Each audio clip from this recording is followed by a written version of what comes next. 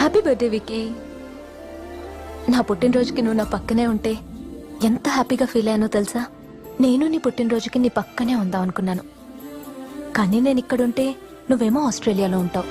మరెలా అని ఆలోచిస్తే నీ ల్యాప్టాప్లో రికార్డ్ చేస్తే టైంకి ఎంఎంఎస్ అందుతుందని నువ్వు చెప్పావు కదా, అది గుర్తొచ్చి ఇలా.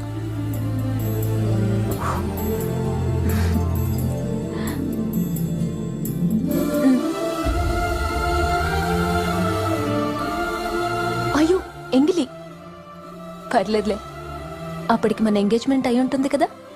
You will be my half husband.